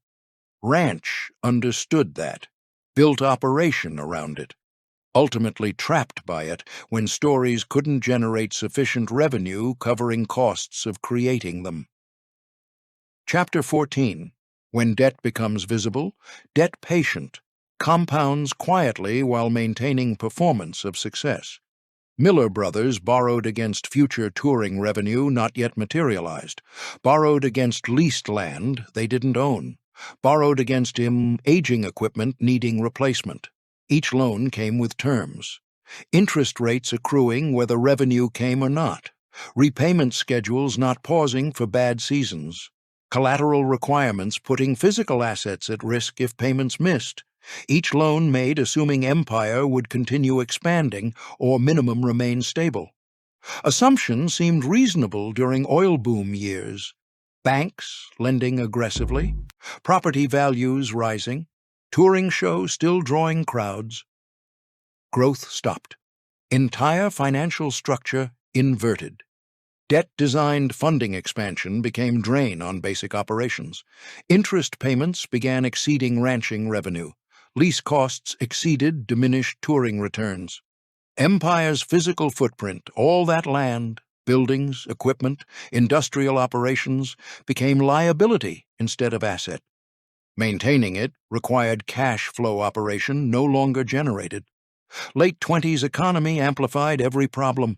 Banks extended credit enthusiastically during booms, became cautious, then desperate calling in loans as own positions deteriorated. Refinancing existing debt became harder, then impossible. New loans came with worse terms when they came at all. Miller's tried multiple strategies, stabilizing operations, attempted reviving touring show with updated acts and fresh promotional campaigns, explored additional film ventures, looked for outside buyers or investors willing injecting capital for equity stakes or partnership arrangements. None generated sufficient cash flow reversing trajectory. By 1931, situation critical in ways couldn't be hidden with accounting adjustments or optimistic projections. Debt exceeded assets, creditors circling. Ranch faced formal foreclosure proceedings unless Millers could negotiate relief or restructuring on terms creditors would accept. In desperation, attempted one final spectacle. 1931, Zach Miller traveled to Washington, D.C. Some accounts describe trip as attempt staging benefit performance intended raising emergency funds and generating public sympathy for struggling ranch. Details thinly documented. No primary records like programs, ticket stubs, financial ledgers surfaced in accessible archives. Secondary historical sources mention trip as part of final desperate attempts avoiding bankruptcy. Specifics, actual attendance, revenue generated, political connections leveraged, ultimate outcome, remain vague enough to be uncertain. If event happened, as some accounts describe, would represent strategic choice using ranch's remaining cultural capital appealing for rescue at national level. Logic, straightforward. Ranch with iconic history, internationally recognized performers, symbolic weight in American frontier mythology, deserved preservation as cultural institution rather than liquidation as failed commercial business. Gambit. If it occurred, did not work. Creditors don't care about mythology or cultural significance. Banks measure collateral and cash flow. By early 1932, legal situation deteriorated beyond negotiation. Foreclosure proceedings moved forward officially. Ranch, land, equipment, livestock, buildings, industrial operations, everything, scheduled for public auction, satisfying outstanding debts. Zach Miller returned to Oklahoma facing stark choice. Accept liquidation and walk away, or resist in ways making resistance visible even if couldn't ultimately succeed. He chose visibility. When courts appoint a receiver to liquidate a failed enterprise, the process reduces a living system into saleable parts. The receiver inventories assets: land, buildings, equipment, livestock. Values are assigned based on market conditions and the condition of each item. The auction is organized and proceeds are distributed to creditors according to legal priority. That process works for simple operations. A failed store gets its inventory counted, fixtures sold, debts settled. But a ranch like 101 was not a simple operation. It was an integrated system where value came from relationships between parts, not the parts themselves. A trained horse is worth more when sold with a handler who knows its temperament. Equipment is worth more when sold with knowledge of its maintenance history and quirks. Land is worth more when sold with water rights and existing infrastructure. The receiver cannot easily capture that value. An auction treats each piece as independent. Buyers acquire fragments without inheriting the operational knowledge that makes those fragments work together. The receiver cannot measure what made 101 distinctive: brand recognition, mythology, the cultural weight of being the place where the real Wild West originated. Those intangibles drove revenue for decades, but they are not assets you can inventory or sell to satisfy creditors. Liquidation destroys value even as it claims to preserve it. Debts are paid from sale proceeds, but what is lost is the system that made those debts seem manageable in the first place. The Miller brothers understood this, hence the barricade, hence the resistance. Not because they thought they could win, but because accepting the legal process meant accepting that everything they had built could be reduced to line items on auction lists. They were right about that, but wrong about whether resistance would change the outcome. Liquidation also illustrates how debt creates vulnerabilities that cannot be negotiated. You can negotiate with labor about wages, renegotiate leases with landholders, defer maintenance temporarily, or adjust operations to changing conditions. You cannot negotiate with mathematics. Debt accrues. Interest, whether you acknowledge it or not. Compound interest does not care about intentions or circumstances. Legal obligations enforced through courts do not bend for personal attachment or historical significance. That inflexibility makes debt particularly dangerous when it accumulates assuming continued growth. Growth stops or reverses, and debt becomes a noose that tightens automatically without anyone actively pulling it. The ranch accumulated debt across decades, assuming each borrowing would be covered by future growth. When growth stopped and revenue declined, debt continued compounding. Eventually, a threshold was crossed where no amount of operational adjustment could generate enough cash flow to service obligations. At that point, liquidation becomes inevitable. The only timing is whether it is voluntary or forced. The Millers chose forced liquidation by resisting rather than voluntary liquidation by accepting. That choice shaped how liquidation proceeded and how they were remembered. Voluntary liquidation allows more control over the process. You can negotiate better terms, preserve some dignity, and walk away claiming you tried everything possible. Forced liquidation looks like failure fighting reality. It generates sympathy from some, but also invites questions about judgment and whether earlier acceptance would have prevented more complete destruction. Either way, the empire ends.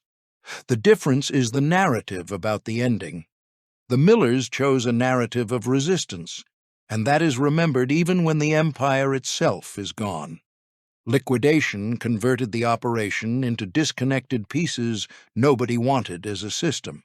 Why it matters: selling an integrated operation piecemeal destroys value even as it satisfies debts. More than 100,000 acres were subdivided into separate parcels. 200 workers were dismissed without a coordinated operation to employ them. The 17-room White House became a ruin. 82.65 acres eventually preserved, but rest scattered.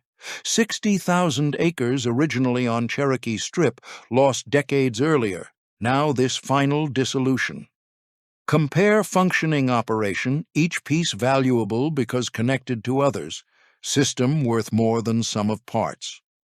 Human loss. Buyers got fragments at discount prices. Creditors got partial satisfaction. Workers got unemployment. Millers got nothing. Community lost employer and economic driver. Chapter 15. Barricade Day. March 24, 1932. The Brunswick News, a newspaper in Brunswick, Georgia, published a brief report. Zach Miller barricaded himself at 101 Ranch during auction day, conflict with authorities attempting liquidating property. Newspaper account describes Miller armed, refusing surrendering ranch control, apparently holed up inside while creditors and law enforcement personnel gathered outside. Standoff positioned him as last defender of empire, refusing walking away quietly. Refusing accepting legal proceedings could erase what he and brothers built. Contemporary newspaper reporting during era often mixed verifiable fact with rumor and editorial interpretation. Exact sequence of events, how long standoff actually lasted, what specific negotiations occurred, whether anyone injured, how situation ultimately resolved, difficult verifying without additional primary sources. What documented clearly? Auction proceeded. Ranch liquidated. Zach Miller did not successfully prevent foreclosure. Barricading yourself on land about to lose through legal process is symbolic act more than practical strategy. Signals: defy NCE. Desperation. Refusal accepting paper transactions executed in distant courtrooms can erase physical presence and decades of labor and personal identity tied to specific ground. But paper transactions do exactly that. Ownership, legal construct, enforced through legal systems. When creditors have valid claims and courts issue orders, legal constructs override emotional attachment regardless how deeply attachment runs. Land sold, equipment sold, livestock sold, everything parceled out, satisfying documented debts. Buyers acquired pieces of operational infrastructure without inheriting mythology or cultural meaning accumulated around 101 brand. Ranch, once employing approximately 200 workers and attracting about 64,000 people to single day's event, reduced to line items on auction lists and transfer documents. Zach Miller walked away from land worked for decades. Land family built empire on, armed with nothing but stories about what it used to mean. 9 days later, ranch lost name court, couldn't inventory. Bill Pickett. Barricade represented collision between two different understandings of ownership. Legal ownership defined by documents, enforced by courts, measurable in dollars. Emotional ownership defined by labor, memory, identity, unmeasurable in any currency, courts recognize. Zach Miller's barricade claiming emotional ownership should override legal ownership. That decades building something should count for more than debt accumulated building it. That physical presence and refusal to leave should matter more than paperwork saying you no longer have right to stay. Courts disagreed. Legal system designed around recognizing only legal ownership. Emotional attachment isn't defense against foreclosure. Physical presence doesn't override debt obligations. That conflict between what law recognizes and what human experience insists matters played out in miniature during barricade. Miller, literally defending ground courts, said he'd already lost. He lost. Not because wrong about emotional significance of place, because wrong about whether emotional significance translates into legal rights when debt's unpaid. That's lesson broader than one ranch. Entire economic system built around legal abstractions, ownership, debt, contracts, foreclosure that override physical reality and emotional truth. Those abstractions work efficiently for facilitating commerce and lending. Also, work brutally when circumstances shift and obligations can't be met. Miller family built empire spanning decades, created employment for hundreds, generated entertainment for enormous crowds far beyond Oklahoma, contributed to regional economy and cultural mythology. None of that mattered legally once debt exceeded assets and creditors demanded satisfaction. Legal system doesn't grade on effort or historical significance. Either obligations are met or not. When they're not, the system proceeds methodically toward liquidation, regardless of human cost. The barricade was attempting to insert human cost back into a purely financial calculation. It said, "Look at what we built. Look at what this means. That should matter more than numbers on the page." The legal system replied, "Numbers on the page are all that matters. The rest is sentiment, and sentiment doesn't pay creditors."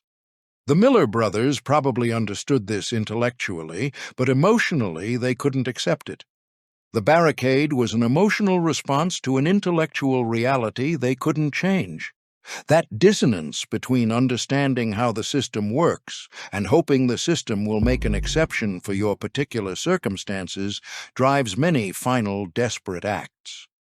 They know it won't work, but they do it anyway because the alternative is accepting defeat without resistance.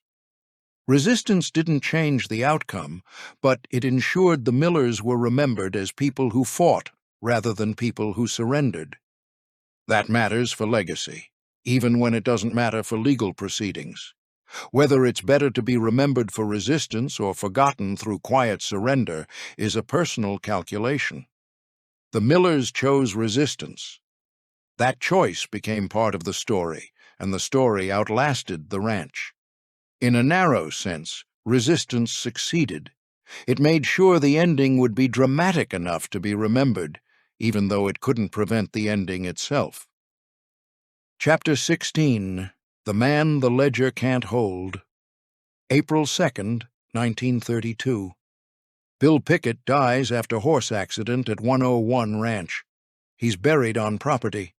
Tempting to read timing like a curse marker, one brother barricades himself as liquidation closes in. Most famous human symbol of the brand dies days later.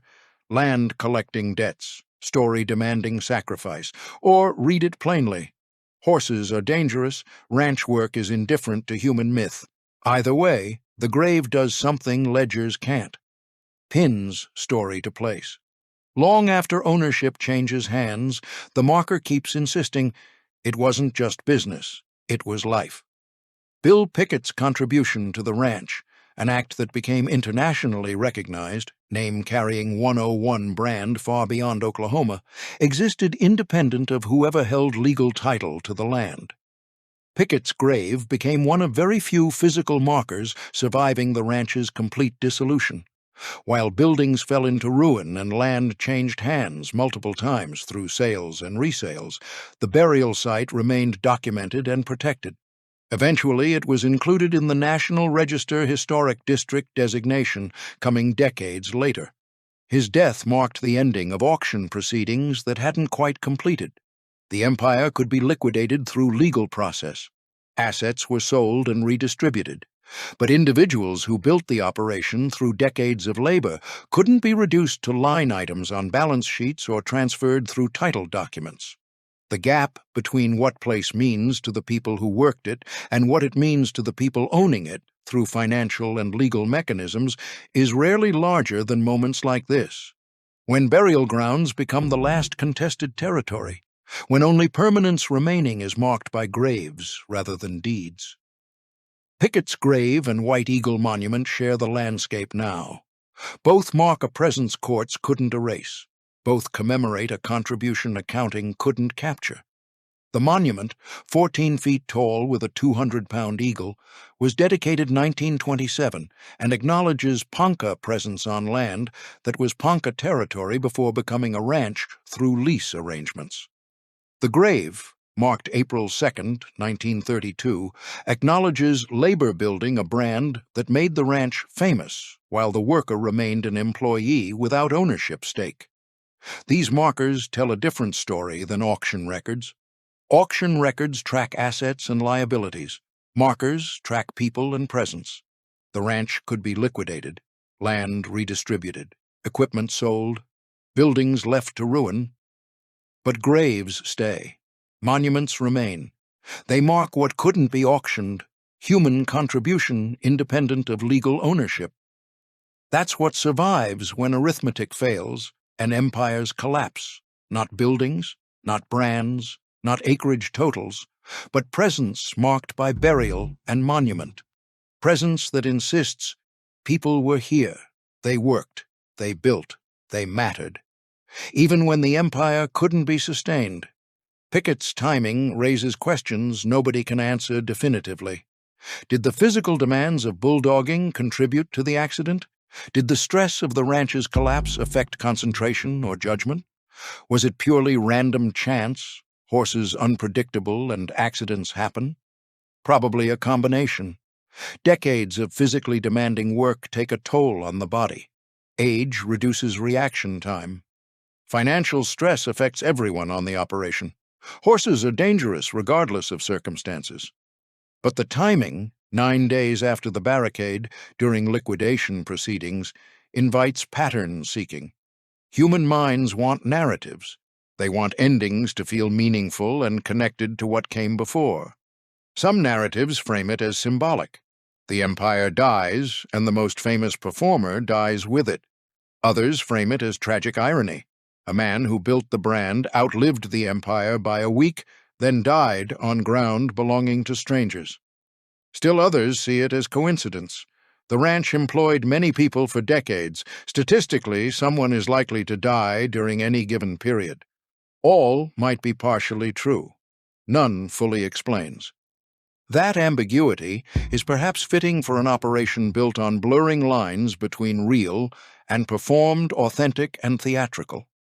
Pickett was a real cowboy doing real ranch work. He was also a performer crafting bulldogging into theatrical spectacle. He was also an employee without ownership stake, despite name recognition. He was also an individual whose death probably resulted from a random confluence of factors rather than a meaningful narrative arc. Life resists fitting into neat narratives even when circumstances invite interpretation. Sometimes accident is just accident. Sometimes timing is just timing. Sometimes the meaning we impose retrospectively reveals more about our need for coherence than about what actually happened. But Pickett's grave remains. That's not ambiguous, not subject to interpretation. A physical marker saying the person was here, mattered enough to commemorate, continues mattering enough, preserving and protecting even after the operation surrounding it vanished. That's modest immortality. Not legend, not fame, just a grave properly maintained saying the name and marking presence. More than most get, less than the contribution deserved. Maybe that's fitting too. The ranch that sold spectacle is ultimately commemorated through simple markers. No spectacular monuments to the empire itself, just a concrete eagle honoring a Ponca chief and a grave marking the cowboy who helped build a brand that couldn't be sustained. Those survive. The White House falls to ruin. Industrial operations are dismantled. Show equipment is scattered. The brand becomes a historical curiosity. Simple markers outlast spectacular ones. That's a lesson nobody planned but history delivered anyway. Chapter 17. What Grass Forgets.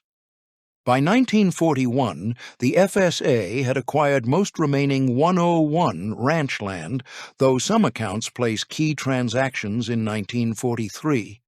It was part of a federal resettlement program designed to address rural poverty and agricultural collapse during the Depression years. The FSA was established specifically to purchase distressed agricultural land, redistribute it to small farmers, and provide loans and technical assistance helping families establish stable operations. 101. Ranch land fit the criteria precisely. Large tracts held by a failed commercial enterprise were available at severely depressed prices, suitable for subdivision into smaller family farm parcels. The land was once tribal Ponca territory, then leased to the Miller brothers for ranching and entertainment. Now it is being parceled out to individual homesteaders under federal government supervision and support. This marked the third major transition in land use and control within roughly 60 years. From tribal territory to leased ranch land, to a failed commercial empire, to a government-managed resettlement project. Each transition erased previous ownership claims and operational structures, while insisting on restoring something legitimate or solving problems created by the previous system. The FSA resettlement program had its own complications and limitations. Small farm families in Oklahoma faced the same fundamental challenges that stressed 101 Ranch. Unpredictable climate swinging between drought and flood, volatile agricultural markets, infrastructure costs magnified by distance, and limited capital access for improvements and equipment. Subdividing the operation into smaller homesteads didn't solve the structural problems that made ranching and farming difficult in this region. It merely distributed problems across more families with fewer resources to absorb bad years. Some resettled families succeeded, establishing viable multi-generational operations. Others struggled financially and eventually sold their parcels, but a few achieved success. Over subsequent decades, the land continued changing hands through sales, inheritance, foreclosure, and reconsolidation. Patterns were driven by markets, family circumstances, and ongoing regional development. What disappeared completely and permanently was any trace of the ranch as an integrated large-scale operation. Town-like infrastructure was dismantled or abandoned, left to decay. The White House fell into ruin, and show equipment was sold for scrap or salvage value. Industrial operations such as cannery, dairy, tannery, and mills all ceased. The 101 brand, once one of the most recognized symbols in American entertainment according to the Oklahoma Historical Society, survived only as a historical curiosity studied by academics and local history enthusiasts. By the mid-20th century, you could drive through Kay County, Oklahoma, and see no obvious evidence that the empire ever operated there, unless you knew exactly what to look for. In 1990, the Oklahoma Department of Transportation officially designated State Highway 156 as the 101 Ranch Memorial Road. The highway runs near where the original ranch property was located, passing through the general area where the main operational complex once stood. The designation is commemorative rather than functional, and doesn't change the road's engineering, maintenance schedule, or traffic patterns. It adds historical marker signage acknowledging that something significant once happened at this location. Memorial roads serve a specific social and cultural purpose, allowing communities to acknowledge that something important occurred in a particular place without requiring the preservation of actual physical structures or the continuation of activities that made the place historically significant. Communities can memorialize the ranch empire with a road sign, while the land itself is used for completely different agricultural, residential, or commercial purposes. The sign tells drivers to remember something, but it doesn't claim that the thing still exists in a functional sense. The White Eagle Monument still stands according to National Register records. It is 14 feet tall with a 5-foot diameter base, 200-pound concrete eagle positioned on top. Dedicated 1927, honoring White Eagle, Ponca Chief. Monument maintained as part of the National Register Historic District. It encompasses approximately 82.65 acres designated for preservation. Bill Pickett's grave is there, marked and protected. A monument to White Eagle also stands. The concrete acknowledgement of Ponca presence and history was placed by the same people who operated a commercial empire on Ponca land through lease arrangements. The rest of the ranch, including town infrastructure, touring show equipment, film production, industrial facilities, and the White House itself, exists primarily in archival photographs, historical documents, and contested collective memory. The haunting question is not whether 101 Ranch was real in a literal sense. It employed real people doing real work, ran real cattle generating real revenue for decades, and had actual buildings you could walk through. Shows drew actual crowds buying actual tickets. The deeper question is whether an empire built by commodifying authenticity and performing frontier mythology for commercial audiences could ever be fully authenticity itself, or whether performance was always the point, making the distinction between real and performed irrelevant once the revenue stream ends. The Miller brothers branded themselves Real Wild West. They toured that claim internationally, employed about 200 men at peak, and leased and owned more than 100,000 acres combined. On Gala Day, the National Register nomination records attendance at about 64,000. They sold the frontier as something you could buy a ticket to. The question is what that business model did to the land and to the people who made real look effortless. They built a White House with 17 rooms, produced films including The Crimson Skull, partnered with oil interests during boom years, and operated an industrial complex that included an electric plant, a cannery, a dairy, a tannery, and mills. Operations expanded continuously until accumulated debt, changing market conditions, and simple mathematics of cash flow crushed them. What remains now is a memorial road and a monument to the Ponca chief on land his people once held before lease arrangements transferred control. There is a grave for Bill Pickett, whose name carried the brand internationally. The 82.65-acre historic district preserves a small fraction of what once exceeded 100,000 acres. You can drive State Highway 156 through Kay County, Oklahoma today and see signs marking where 101 Ranch used to operate. Whether you look at ruins of a legitimate empire or remnants of an elaborate performance depends on whether you think those are actually different categories. The ranch taught one lesson with absolute clarity. Spectacle is expensive to maintain and impossible to sustain indefinitely once audiences stop buying tickets. Everything else, land tenure arrangements, labor hierarchies, infrastructure investments, industrial operations, and the accumulated mythology about frontier authenticity, remains negotiable and subject to revision when arithmetic shifts.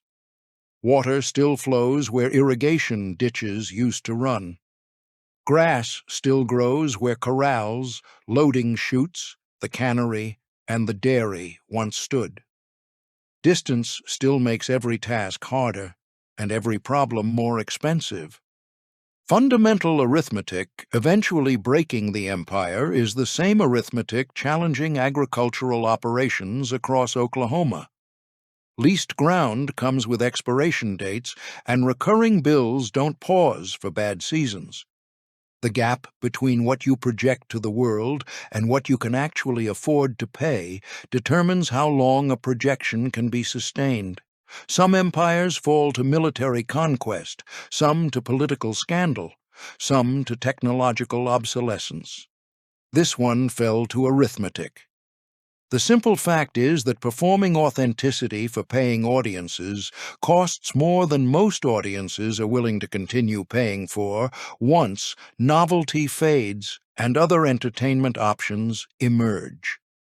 The monument stands, and the road bears its name. Graves stay marked and maintained. Everything else returned to grass and silence. Time keeps accumulating over places where people once thought permanence was something you could build.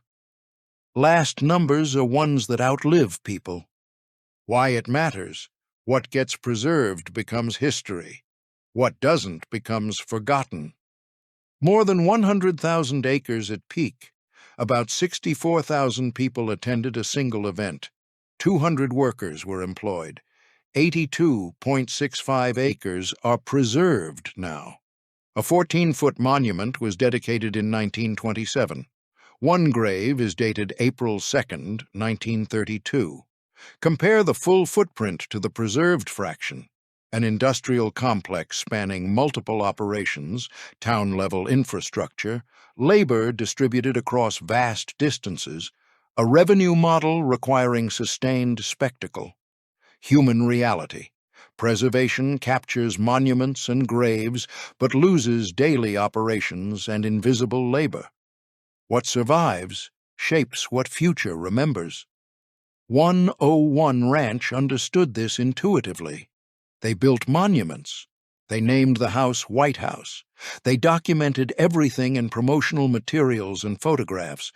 They were trying to control the story that would outlive them, but they failed at that too. The story surviving isn't the one they wrote. It's the one written by what lasted, concrete and graves and grass covering everything else.